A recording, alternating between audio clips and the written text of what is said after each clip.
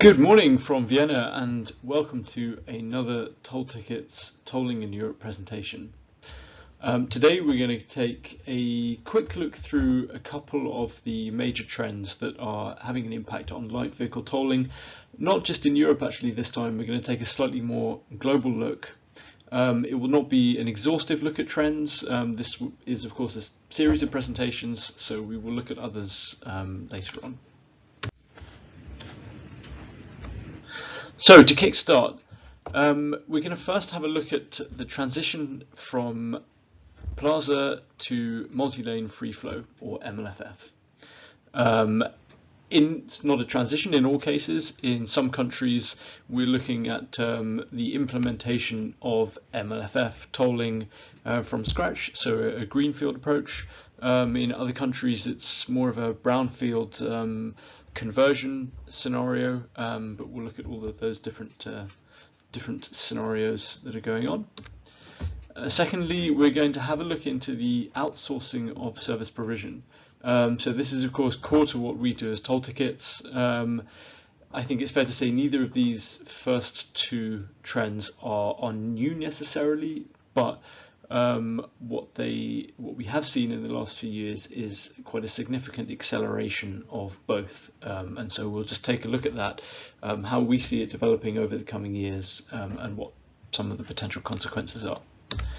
And finally, in this presentation, we will have a look at the use of in-vehicle and smartphone connectivity as a replacement for existing declaration technology. So be that ANPR via the camera, or DSRC or RFID tags, or even GNSS, whatever it may be. We'll take a look at some of the different projects and situations that are taking place at the moment.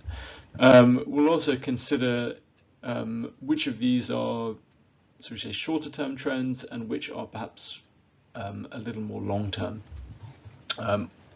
I think it's fair to say, as we stand at the moment, the MLFF transition already well underway and most certainly accelerated due to the coronavirus pandemic, which has really put a lot of emphasis on digital and contactless forms of payment, and so this has really been quite a significant boost to certainly the conversion from Plaza to MLFF, which we'll have a look at. The service provision, as I mentioned, again, more of an existing trend that is actually picking up speed, and certainly will do more so over the next 3 to 5 years, say. And finally, the in-vehicle and smartphone connectivity. This is more of a longer-term trend. It's difficult to put a timeline on it. There are some projects already underway, which we'll take a look at, but fair to say it's probably slightly more longer-term when compared to the other two. So firstly, MLFF. Of course, there are a significant number of MLFF projects and implementations already across the world, and I've highlighted each of them here. Now, just a quick caveat to say that just because a country is highlighted in blue as having an MLFF installation, this does not mean that it is nationwide and that MLFF is the predominant form of tolling there. If we take the US as an example, this has been a transition from Plaza to MLFF that's been taking place for the last 5 years or so. Again, as I mentioned earlier, definitely accelerated because of the coronavirus pandemic, but still it's not complete. However, there are a significant number as of today. Other countries like Argentina, Chile, again, it's quite an early phase. There we are looking at quite minor, so quite small MLFF installations, but certainly as we look forward, there should be definitely a pickup and, as I say, an acceleration there as with everywhere. Just taking a quick peek at Europe, a lot of the countries highlighted there, we're actually talking about heavy goods vehicle schemes only. So certainly the likes of Germany, Poland, Czech Republic, Slovakia, Belgium, these MLFF installations are to support the national truck tolling schemes for vehicles typically of 3.5 tons and over. The only country at the moment in Europe that is completely MLFF is Norway, for all, well, completely MLFF for all vehicles. That's Norway, which uses a mixture of 5.8% DSRC and some ANPR for the occasional user, but that is a bit of an outlier. Other kind of earlier adopters like Portugal and Ireland, there are more mature MLFF installations there, but again, it's not nationwide. Finally, I mean, if we consider the likes of China and Australia, quite different actually. China started its MLFF conversion relatively recently. However, I mean, it has progressed at a very fast rate. So 5 years ago there was no MLFF in China. Today there's quite a significant amount, and it's highly likely that within the next 2 or 3 years that will be a complete nationwide deployment. Then you have places like Australia, again much more mature MLFF installations. Australia was actually amongst the first countries in the world to have MLFF, supported by Capsch, Tolticket's parent company. But that's, I think, fair to say, one of the more mature countries or domains. So just looking ahead, as I've used the word several times, an acceleration, but we definitely do see this, not just across existing countries that I mentioned, like the US, Russia, China, which will continue this this transition. What we also are likely to see is a lot of new and quite large and important in tolling terms countries that will start to introduce MLFF for the first time, either as a transition from Plaza to multi-lane free flow, or as a completely new greenfield installation. As you can see here, this is also global. It's happening across all continents. Places in South America like Brazil, Uruguay, likely to see the first MLFF deployments relatively soon in what are otherwise fully Plaza countries. France is quite an interesting case. It could become something of a benchmark in Europe for this Plaza to MLFF conversion as it begins this journey, starting with various concessions in the south of the country. It will take time for a full nationwide conversion to take place, of course, but there have been very significant movements, contracts signed, and that transition is now underway. If we look further east, countries like India, which even 5 years ago had very little, even in terms of electronic tolling with RFID, that has grown very rapidly due to very significant and concerted government action. Again, there are some test beds already for MLFF in the country, supported by the Taiwanese supplier FETC. But we're likely to see a lot more of that. And again, across the region, there could be a lot of activity across that Southeast Asian region. Countries like Indonesia, the Philippines, South Korea, Thailand, all making very significant steps into the MLFF space. And just before we move on from this, I think it's just important to consider some of the implications of this. Today, of course, if you're operating in a Plaza environment, then there is always an option for the driver, a payment option, which is, of course, cash or credit cards, debit card. There's always that manual payment option. As soon as you shift towards MLFF, that option disappears, and suddenly the secondary or other payment option that was previously cash transitions to something like video, for example, and that will always be an important component of the installation. Even in countries like Norway, which are completely MLFF and have been for some time, with very well established and strong service providers. Even there, not all vehicles have a DSRC tag for various reasons, and so there is a requirement for the secondary ANPR capture. Equally, however, what you're likely to see when MLFF starts to be introduced is quite a significant boost for service providers, like toll tickets as an example, because suddenly, whereas there was a manual payment in the past, it's now necessary for the driver or the user in some way to take an electronic payment option. So it doesn't have to be a tag, of course, but that starts to be the convenience of a tag, the convenience of a service provider account starts to become much more evident and significant.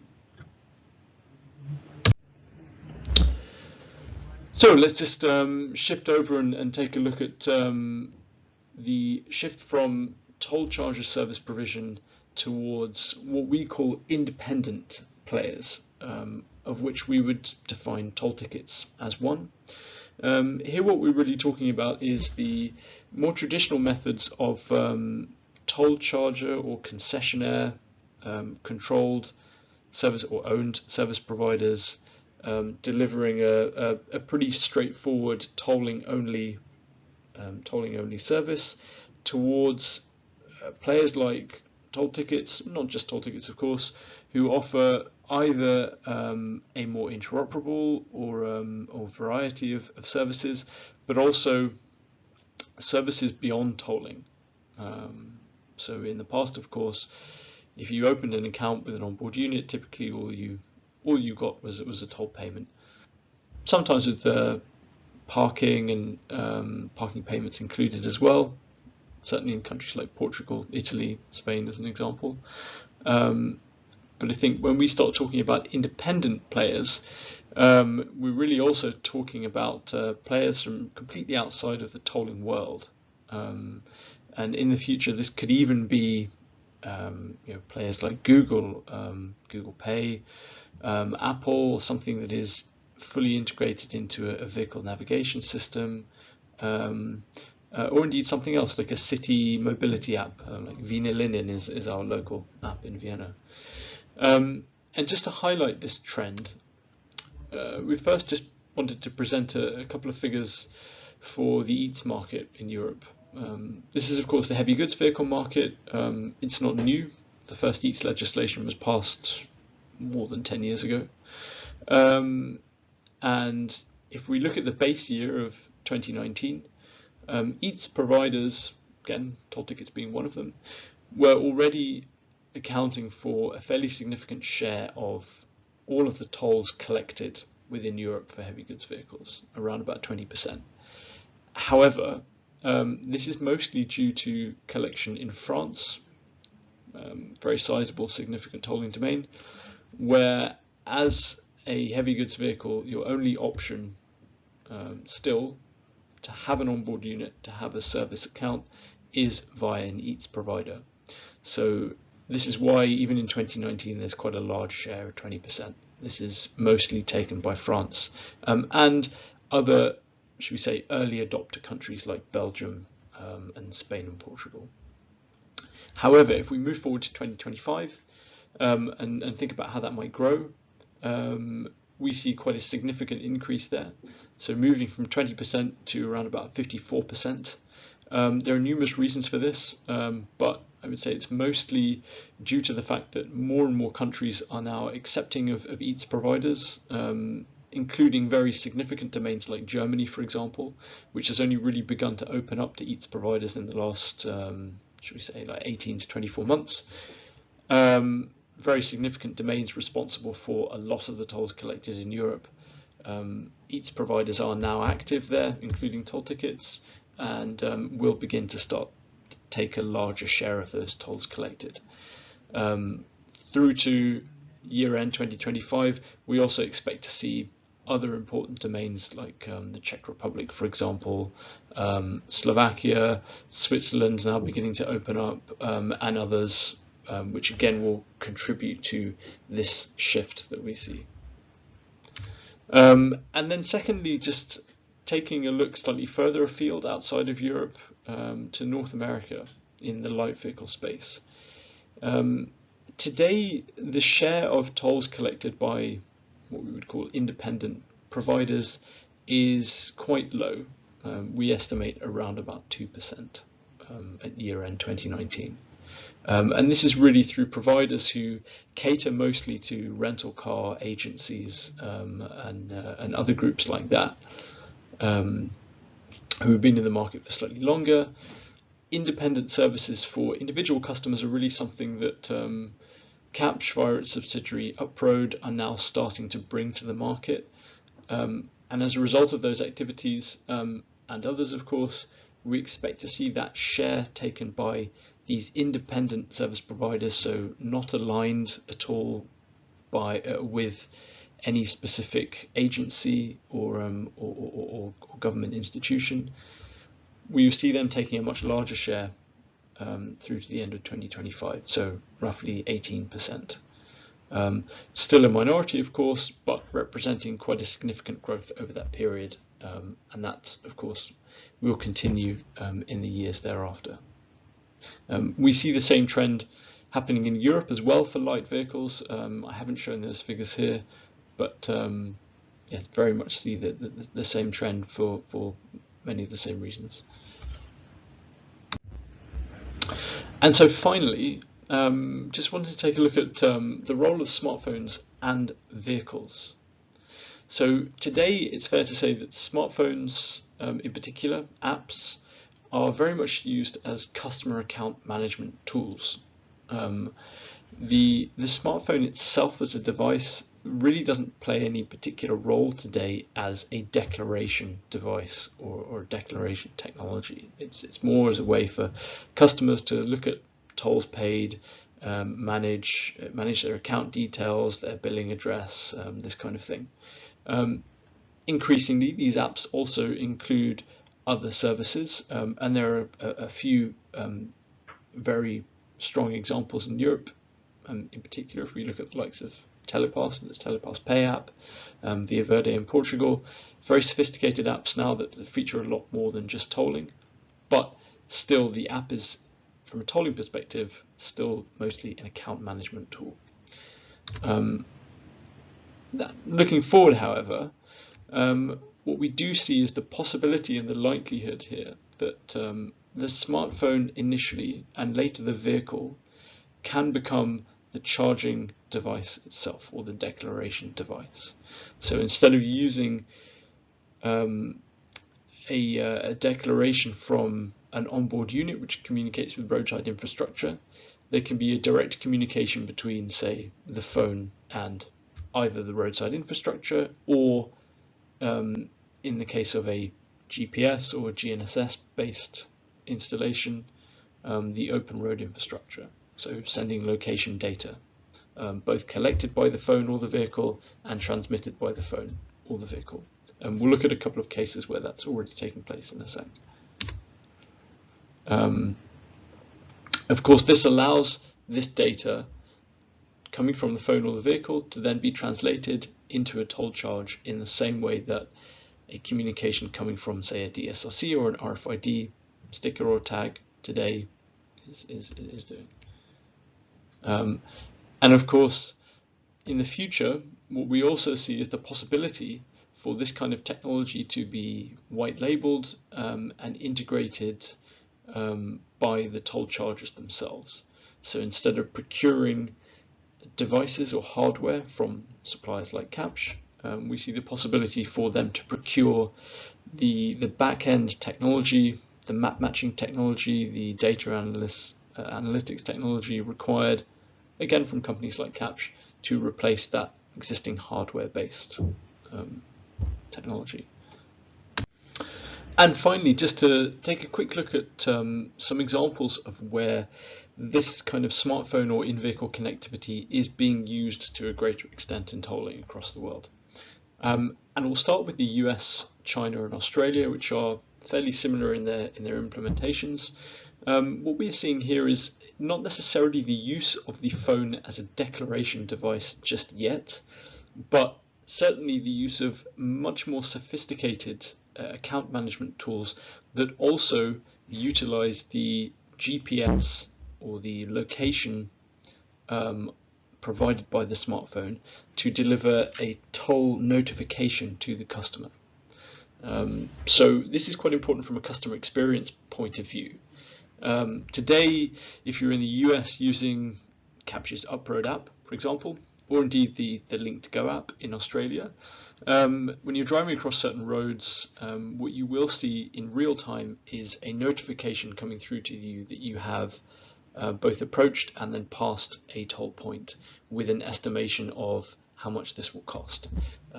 It's not yet possible to give an exact cost in real time because the settlement is often done post the toll, after the toll, by the toll charger. But from a customer experience perspective, what is already being delivered here is something that is very similar to what could be delivered if the phone was being used as the declaration technology. So real-time notification that a toll has been passed and paid. If we look at France and Spain, what we're seeing here is an early deployment of a service provision using Bluetooth. So not necessarily using location-based data from the phone or any kind of push notification based on the location, but actually use of the phone's Bluetooth to replicate a connection with the roadside infrastructure that you would have typically from a DSRC tag. This is still in a plaza environment, so the customer is required to stop at a booth or a barrier, but then it is the Bluetooth that enables the opening of that barrier and the charging of a toll. Poland and Indonesia are about to introduce the use of smartphones for the first time as toll declaration devices to support what will be nationwide or certainly large-scale GPS-based systems. In Poland, this will support the heavy goods vehicle scheme, which is transitioning from DSRC to GNSS. Drivers will be able to use a smartphone app using the location provided by the smartphone to declare the kilometers traveled. Very similar in Indonesia, which is migrating away from infrared and plaza-based environments towards a multi-lane free-flow GNSS-based installation, again with the intention to use individual users' smartphones as that declaration device. And then finally, an example of where the vehicle is coming into play. In the US, in the state of Utah, which has introduced one of the first road user charging or vehicle miles traveled programs in the world, just for electric vehicles at this point. If you were an owner of a Tesla or various other models, you are able to use the data provided by the vehicle to declare your miles traveled. And this is not the first time it's been used in the context of road user charging or VMT, but it is the first time it is being deployed on a permanent basis. Other small trials are taking place in states like California and Oregon, but this is now a permanent program, and so you can permanently use your vehicle as the declaration device.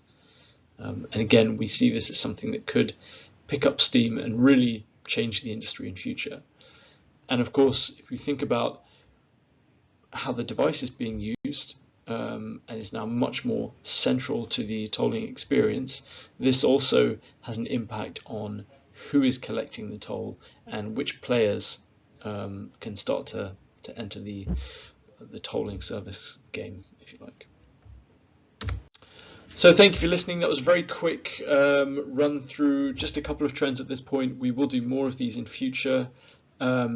As always, if you have requests or suggestions of things you would like to see us focus on or talk about, then just pop me an email, and we can certainly look at including those in future. Thanks very much for listening.